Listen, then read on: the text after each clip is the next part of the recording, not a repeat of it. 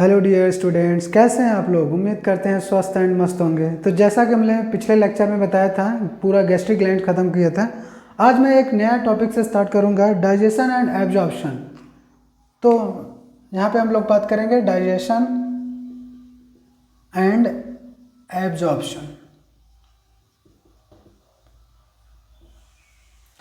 Digestion and absorption, ठीक है। तो हम लोग बात करेंगे कि हमारे बॉडी के जो पार्ट होते हैं वो अलग अलग, माउथ में कितना डाइजेशन होता है, किसका डाइजेशन होता है, कहाँ कहाँ, हर एक पार्ट में यहाँ पर हम लोग बात करेंगे। माउथ हो गया, ठीक है, हमारा स्टमक हो गया, स्मॉल इंटेस्टाइन हो गया, इन जगह कैसे कैसे डाइजेशन होता है, चलिए हम लोग जानते हैं इसके बारे में, ठीक है।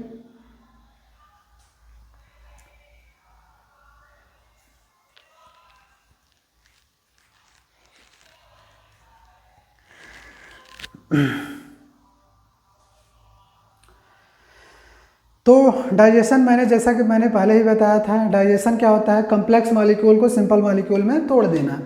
तो यहाँ पे लिख सकते हो क्या, complex molecule is break down the simple molecule. अब ये अलग अलग होता है, हमारे माउथ में भी होता है, स्टमक में भी होता है, इंटेस्टाइन में भी होता है। तो अलग अलग पार्ट में हम लोग देखेंगे। तो पहले हम लिखेंगे क्या, डाइजेशन इन माउथ। पहला digestion in mouth, mouth cavity, या इसको बोलते हैं बक्कल कैविटी।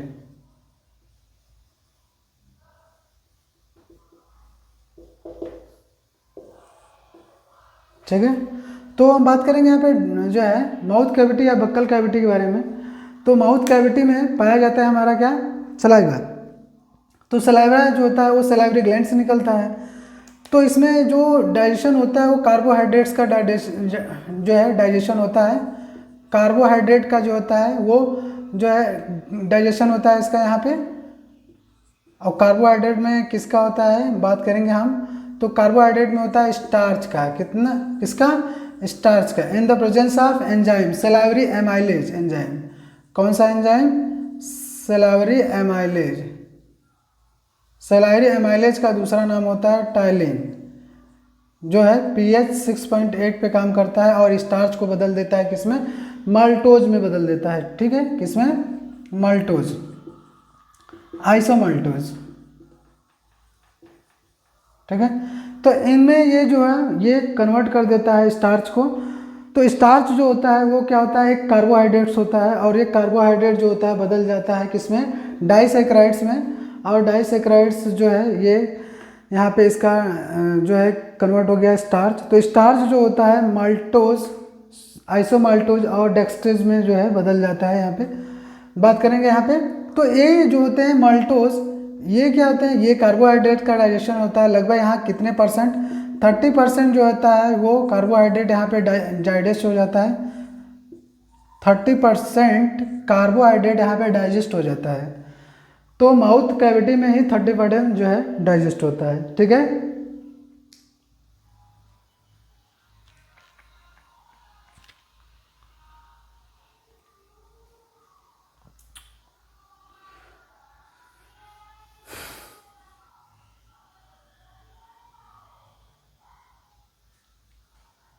तो यहाँ पे आपको देखने को मिल रहा होगा 30% कार्बोहाइड्रेट डाइजेस्ट हो जाता है।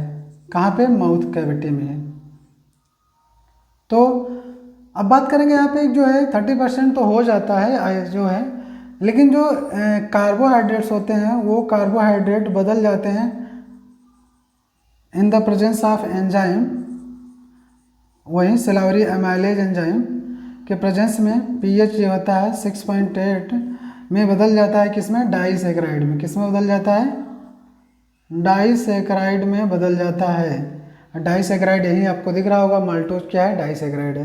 तो ये यहाँ पे देख रहे हैं आप जैसा कि ये डाइजेशन जो बक्कल कैविटी में हो रहा है वो कंप्लीट जो होता है यहाँ पे हुआ, आपका कार्बोहाइड्रेट का डाइजेशन यहाँ पे कंप्लीट हुआ 30%। बाकी जो होगा वो आगे चल के स्टमक में हम लोग देखते हैं। तो चलिए हम लोग आगे बात करेंगे स्टमक में डाइजेशन कैसे होता है। ठीक है।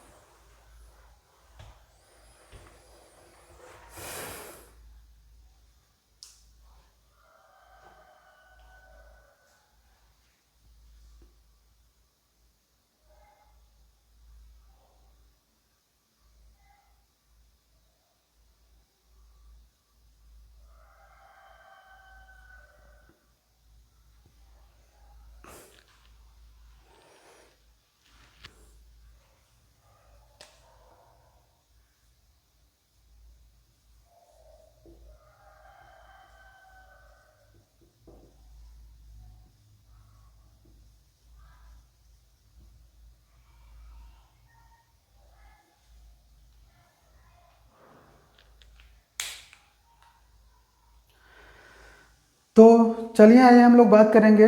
तो डाइजेशन जो होता है वो माउथ में देखें आप, जो है मैंने अभी बताया जस्ट 30% जो होता है वो कार्बोहाइड्रेट डाइजेस्ट हो जाता है वहाँ पे, जो कि कन्वर्ट हो जाता है। अब यहाँ पे हम बात करेंगे बक्कल कैविटी क्रॉस होकर हमारा आता है स्टमक।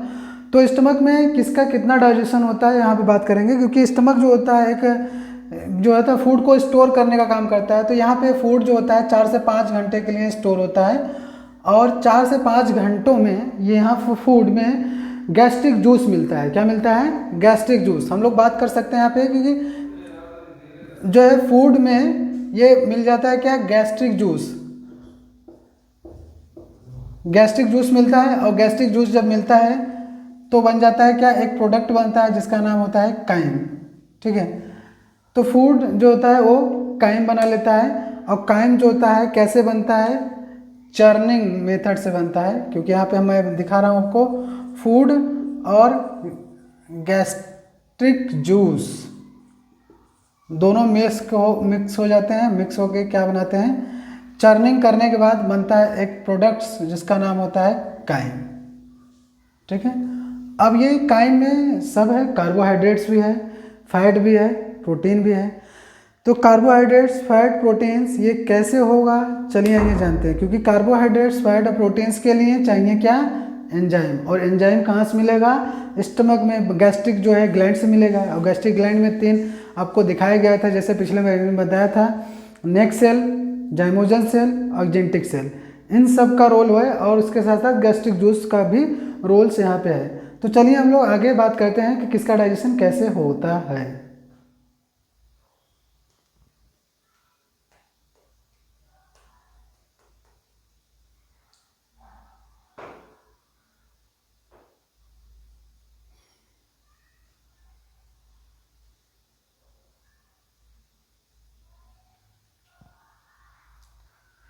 तो हम बात करेंगे यहाँ पे पेप्सिनोजन। तो पेप्सिनोजन जो होता है वो प्रोटीज एंजाइम है, प्रोटीन जो है डाइजेस्ट कराता है। तो पेप्सिनोजन जो होता है वो क्या होता है? प्रो एंजाइम होते हैं। कैसे एंजाइम? प्रो एंजाइम, यानी ये इनएक्टिव रहते हैं। कैसे होते हैं? इनएक्टिव। और इस पे जब HCl काम करता है, HCl, तो ये एक्टिव हो जाता है, पेप्सिन बन जाता है। क्या बन जाता है? पेप्सिन बन जाता है, और ये हो जाता है एक्टिव। क्या हो गया? एक्टिव हो गया। ठीक है, बात करेंगे यहाँ पे ये प्रोटीन। प्रोटीन को डाइजेस्ट करने वाला एंजाइम है, इस पे काम करेगा क्या? पेप्सिन। अब पेप्सिन क्या हो गया? एक्टिवेट हो गया। अब पेप्सिन काम करेगा तो ये तोड़ देगा किसमें? इसमें तोड़ेगा पेप्टोन और प्रोटीओज। ठीक है, पेप्टोन और प्रोटीओज में क्या करेगा? तोड़ देगा। ठीक है, पेप्टोन और प्रोटीएज में। तो पेप्टोन और प्रोटीएज में ये तोड़ देगा। तो पेप्टोन और प्रोटीएज, पेप्टोन को ही बोलते हैं हम लोग पेप्टाइड। दूसरा बात हम लोग काम करेंगे कि ये जो है प्रोरेनिन। प्रोरेनिन भी एक जो है ये भी एक एंजाइम है जो कि इनएक्टिव फॉर्म में रहता है। ये कैसा होता है? इनएक्टिव। ये इनएक्टिव होता है और इस पर फिर वहीं HCl काम करेगा तो बदल जाएगा रेनिन में, और रेनिन जो होता है वो कैसा हो जाता है? एक्टिव हो जाता है। कैसा हो जाता है? एक्टिव हो जाता है। तो यही जो रहता है केसिन, केसिन नाम का प्रोटीन होता है जिसको हम बोलते हैं मिल्क प्रोटीन। क्या बोलते हैं? Milk protein. ठीक है, मिल्क प्रोटीन पे काम करेगा कौन? रेनिन। कौन काम करेगा? रेनिन। और इसको बदल देगा क्या? पैराकेसिन में। किस में बदल देगा? पैराकेसिन। अब इस पैराकेसिन में, पैराकेसिन के साथ मिल जाएगा कैल्शियम। क्या मिल जाएगा? कैल्शियम। तो बन जाएगा कैल्शियम पैराकेसिनेट। कैल्शियम पैराकेसिनेट। अब इसी कैल्शियम पैराकेसिनेट पे कैल्शियम पैराकेसिनेट पे काम करेगा कौन? पेप्सिन। कौन काम करेगा? पेप्सिन। क्योंकि ये क्या बन गया? क्या ये जब इस पे काम किया तो ये कैल्शियम पैराकेसिनेट, जिसको हम लोग बोलते हैं कर्ड, यही है, दही बन जाता है। तो इस पे जो है ये पेप्सिन काम किया तो इसमें तोड़ दिया किसको में? इसको तोड़ दिया पेप्टोन में। किस में तोड़ दिया? पेप्टोन। और पेप्टोन जानते हैं ये क्या है? ये प्रोटीन से टूटता है तो बनता है जो है हमारा। तो ये सारा मैकेनिज्म जो होता है ये इन्फेंट में होता है, छोटे बच्चों में होता है, क्योंकि छोटे बच्चे क्या दूध पीते हैं और दूध में यही प्रोटीन पाया जाता है, केसिन नाम का प्रोटीन, जो मिल्क प्रोटीन अभी मैंने बताया। तो ये इस पर रेनिन काम किया, पैराकेसिन में बदल गया और पैराकेसिन पे कैल्शियम कर दिया तो कैल्शियम पैराकेसिनेट बन गया जो कि कर्ड होता है। यही कर्ड जो है इस पर काम किया गया पेप्सिन। पेप्सिन जो है प्रोटीन एंजाइम होता है क्योंकि ये भी प्रोटीन है। प्रोटीन टूट जाएगा किसमें? पेप्टोन में। इसी को बोलते हैं पेप्टाइड। ठीक है, तो इस तरह से देखिए यहाँ पे प्रोटीन कैसे डाइजेस्ट कर रहे हैं। प्रोटीन पेप्सिन, पेप्सिन से कैसे किस तरह से जो है डाइजेशन हो रहा है यहाँ पे आपको दिख रहा है। तो इस तरह से जो है आपको समझ में आएगा कि ये प्रोसेस, ये फिनोमिना जो होता है ये छोटे बच्चों में होता है, जो दूध पीने वाले बच्चे होते हैं उनमें ज़्यादातर, क्योंकि ये रेनिन एंजाइम उन्हीं में ज़्यादा बनता है, क्योंकि वो ज़्यादा से ज़्यादा जो है मिल्क ही पीते हैं। तो क्योंकि छोटे बच्चे हैं तो भोजन कर नहीं पाते तो वो यही करेंगे। तो ये पूरा प्रोसेस होता है छोटे बच्चों में, इन्फेंट छोटे बच्चों में होता है। नेक्स्ट हम लोग आगे बात करते हैं। चलिए,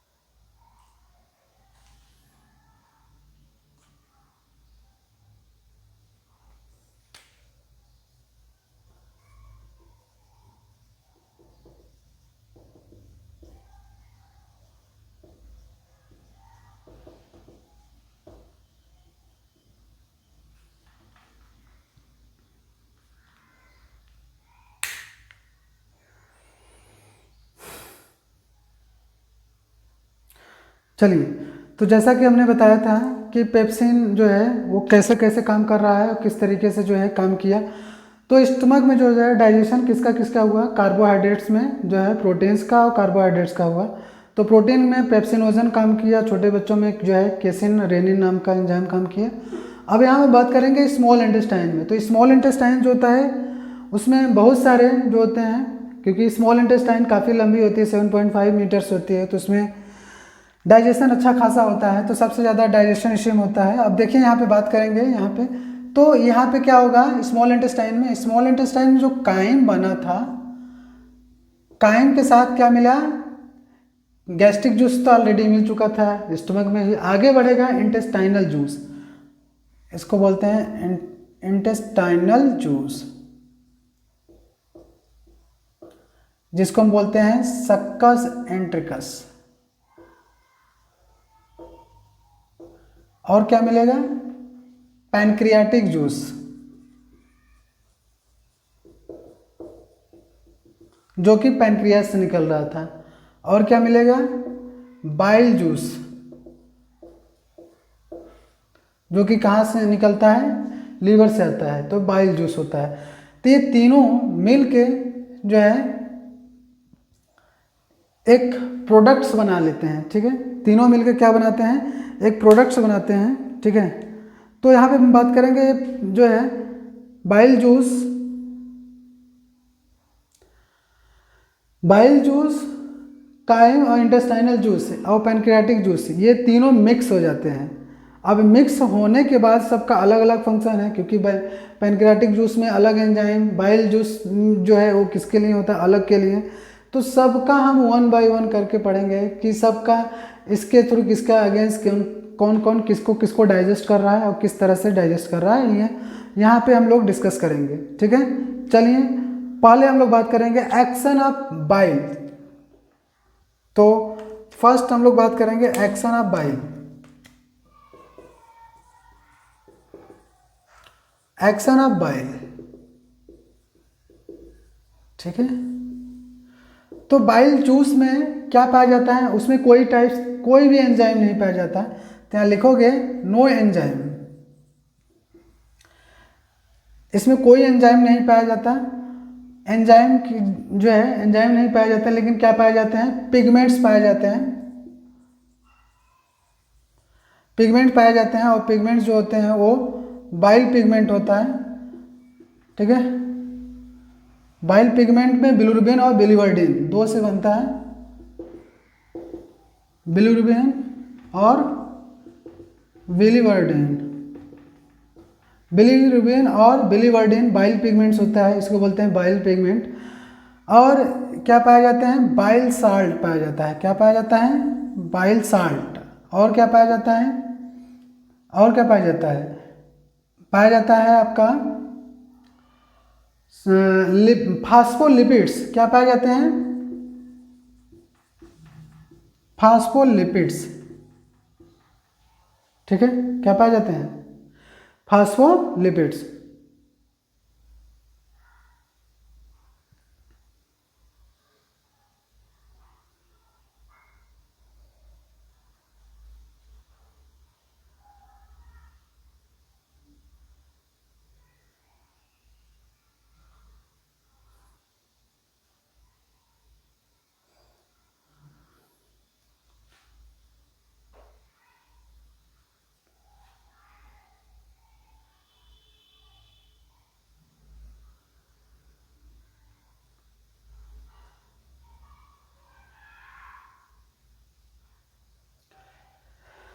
तो बाइल जूस में बाइल साल्ट, फास्फोलिपिड्स, ठीक है। और क्या करता है ये, अब ध्यान दीजिएगा, बाइल जो होता है वो फैट के साथ मिलकर, ठीक है, इसको छोटे छोटे ड्रॉपलेट्स में तोड़ देता है। किसमें, छोटे छोटे ड्रॉपलेट्स में तोड़ देता है। और इस तोड़ने की प्रोसेस को हम बोलते हैं इमल्सिफिकेशन। क्या बोलते हैं, इमल्सिफिकेशन। इस छोटे छोटे टुकड़े को हम लोग बोलते हैं क्या, इस प्रोसेस को इमल्सिफिकेशन। तो बाइल इसको तोड़ देता है, और ताकि तोड़ने से इसका सरफेस एरिया क्या हो जाता है, बढ़ जाता है। सरफेस एरिया क्या हो जाएगा, इंक्रीज कर जाता है। क्यों इंक्रीज कर जाता है, ताकि इस पे के फैट के डाइजेस्ट करने के लिए लाइपेज एंजाइम प्रॉपर रूप से काम कर सके। लाइपेज एंजाइम जो है वो प्रॉपर रूप से इस पे काम कर सकें। तो इसीलिए इसको छोटे छोटे टुकड़े में तोड़ दिया जाता है, और इस छोटे छोटे टुकड़े को बोलते हैं मेसेल्स। क्या बोलते हैं, मेसेल्स, ठीक है। मेसेल्स बोलते हैं इन छोटे छोटे टुकड़े को, और इनको तोड़ दिया जाता है, और ताकि इनका सरफेस एरिया बढ़ जाए और प्रॉपर रूप से इस पर एंजाइम काम करे, क्योंकि इसको डाइजेस्ट करना है। ठीक है, और यहाँ तक कि बाइल भी इसको डाइजेस्ट करने के लिए रिस्पॉन्सिबल, कुछ बहुत ज़्यादा नहीं, थोड़ा मोड़ा इसका भी हिस्सा होता है कि ये भी इसको डाइजेस्ट करने का काम करता है। ठीक है, चलिए आगे हम लोग देखते हैं। बाइल जूस के बाद अब आता है, हम लोग बात करेंगे पैनक्रियाटिक जूस या इंटेस्टाइनल जूस, दोनों में से कोई एक हम स्टार्ट करने जा रहे हैं। अब चलिए आइए स्टार्ट करते हैं। जो है अब क्या स्टार्ट होगा, अब देखते हैं आगे हम क्या स्टार्ट कर रहे हैं। ठीक है,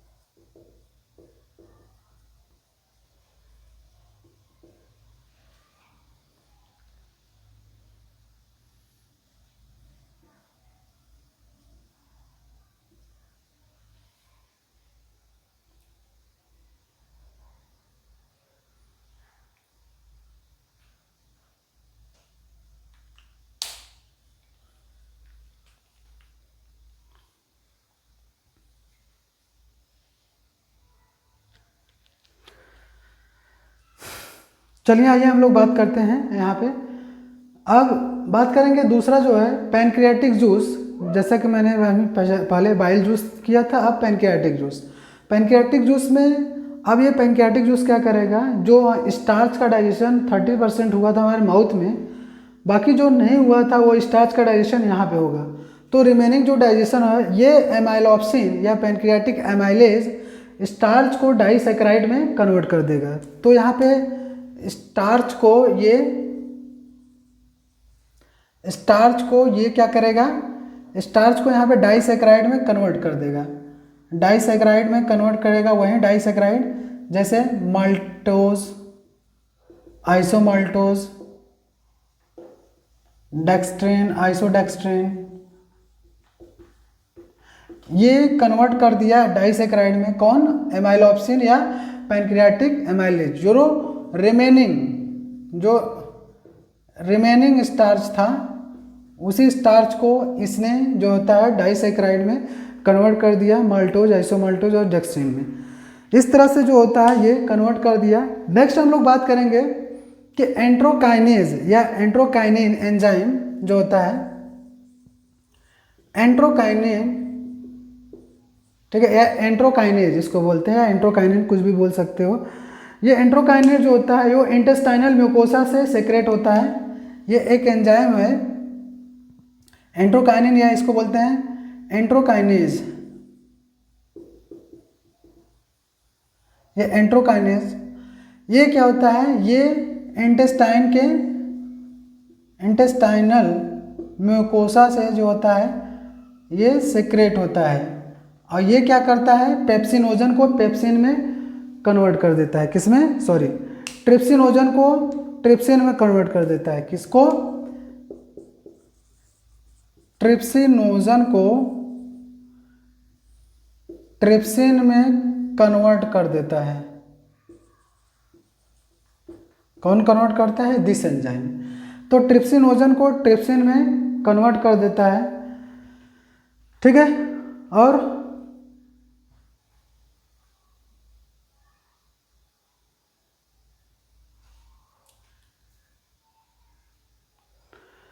तो ये ट्रिप्सिनोजन को ट्रिप्सिन में कन्वर्ट कर देता है, और ये ट्रिप्सिन क्या करता है, और दो एंजाइम को एक्टिवेट कर देता है। किसको किसको करता है,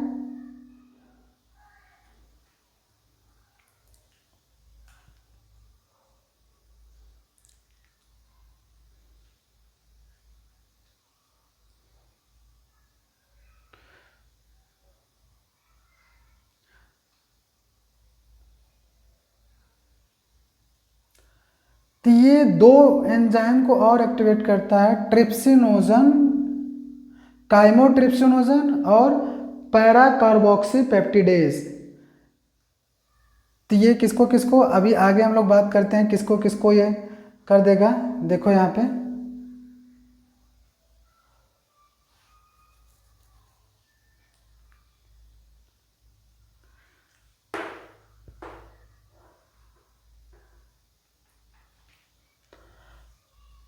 अब ये ट्रिप्सिनोजन ही काइमोट्रिप्सिनोजन को बदलेगा।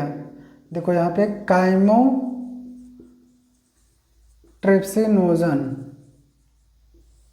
इस पे कौन काम करेगा, ट्रिप्सिन। ये बदल जाएगा किसमें, ट्रिप्सिनोजन में। किसमें बदल जाएगा, ट्रिप्सिनोजन में, ठीक है। और दूसरा पैरा कार्बोक्सी पेप्टिडेज, इस पे भी काम करेगा ये, इसको भी एक्टिव करेगा। ये इनएक्टिव फॉर्म में है, ये भी इनएक्टिव फॉर्म में है, ठीक है। ये सब इनएक्टिव फॉर्म में है। दोनों दोनों को एक्टिवेट कौन कर रहा है, ट्रिप्सिन। कौन कर रहा है, ट्रिप्सिन कर रहा है।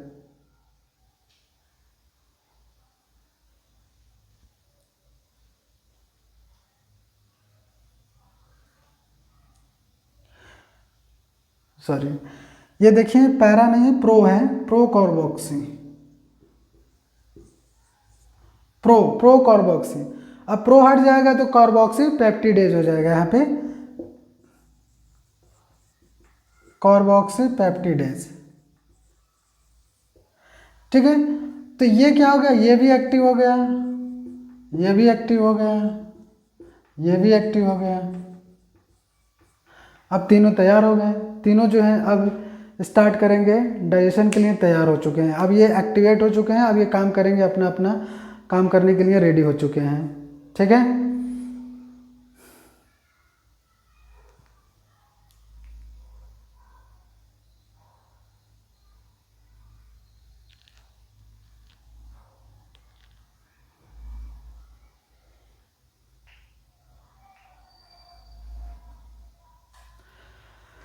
तो अब ये तीनों रेडी हो चुके हैं। आइए हम लोग बात करेंगे अब ये तीनों कैसे, तीनों प्रोटीन के डाइजेस्ट करने वाले एंजाइम होते हैं। तो हम बात करेंगे चाहे प्रोटीन हो या पेप्टोन हो या प्रोटीओज हो, इन तीनों को, ठीक है, तीनों पे कौन काम करेगा, ट्रिप्सिन, ट्रिप्सिनोजन, कार्बोक्सीपेप्टिडेज, ये तीनों काम करेंगे इस पे। तो हम बोल सकते हैं ट्रिप्सिन या जो है ट्रिप्सिनोजन या कार्बोक्सीपेप्टिडेज, ठीक है। ये तीनों काम करेंगे और इसको बदल देंगे किसमें, पेप्टोन में। किसमें बदल देंगे, सॉरी, ये बदल देंगे आपका, पेप्टोन्स में नहीं बदलेंगे, ये डाईपेप्टाइड में बदल जाएगा। किस में बदल जाएगा, डाईपेप्टाइड। ये डाईपेप्टाइड में बदल जाएगा। ठीक है, तो इस तरह से ये तीनों काम करते हैं, ये तीनों प्रोटीन्स हैं, तीनों प्रोटीन और तीनों एंजाइम काम किए हैं, तो ये बदल गया डाईपेप्टाइड में। अब बात करेंगे यहाँ पे फैट। फैट कैसे यहाँ पे होगा, देखो फैट के लिए, तो फैट के लिए जो होता है वो फैट के लिए लाइपेज एंजाइम काम करता है। लाइपेज एंजाइम जो कि डाइग्लिसराइड में तोड़ देता है, डाइग्लिसराइड, और डाइग्लिसराइड फिर लिपिड लाइपेज काम करेगा और ये तोड़ देगा मोनोग्लिसराइड में। किसमें, मोनोग्लिसराइड। ठीक है, इस तरह से न्यूक्लिक एसिड होता है, अगर न्यूक्लिक एसिड, तो इस पर न्यूक्लियस काम करेगा,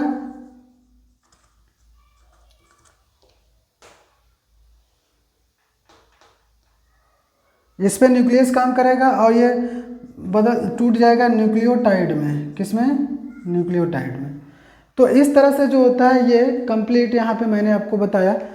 तो ये ट्रिप्सिनोजन, ट्रिप्सिन को एक्टिवेट किया कौन, एंट्रोकाइनेज, और एंट्रोकाइनेज जब ये एक्टिवेट हो गया, अब ये दो एंजाइम को और एक्टिवेट करता है, काइमोट्रिप्सिनोजन और प्रोकार्बोक्सीपेप्टिडेज। ये दोनों इनएक्टिव थे, इनको एक्टिवेट किया और ये तीनों मिलके प्रोटीन पे काम किए, प्रोटीन को डाईपेप्टाइड में बदल दिया, और फैट पे काम किया, लाइपेज डाइग्लिसराइड में बदल गया, फिर लाइपेज काम किया तो मोनोग्लिसराइड में बदल गया, और इस पर न्यूक्लिक एसिड पे न्यूक्लियस काम किया तो न्यूक्लियोटाइड में कन्वर्ट हो गया। तो इस तरह से जो होता है ये जो है पैनक्रियाटिक जूस में किस तरह से एंजाइम काम कर रहे हैं, जैसा कि मैंने आपको यहाँ बताया, और उम्मीद भी करते हैं कि आपको ये बेटर समझ में आया होगा। नेक्स्ट हम लोग बात करेंगे यहाँ पे इंटेस्टाइनल जूस। ठीक है,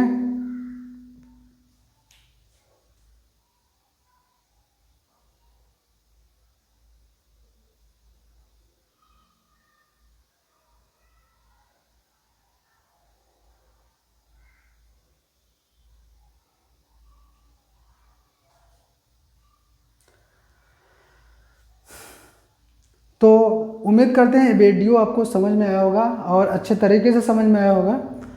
और चैनल पे नए हो तो चैनल को सब्सक्राइब करना न भूलें, ताकि आपको एक ऐसे ही नया नया इन्फॉर्मेशन वीडियो मिलता रहे, और नीट वाले स्टूडेंट्स के लिए एक बेटर जो है नॉलेजफुल वीडियो आपको मिलता रहेगा। और इससे रिलेटेड जो भी प्रॉब्लम्स होगा वो कमेंट करो, हम ज़रूर इसको रिजॉल्व करने की कोशिश करेंगे।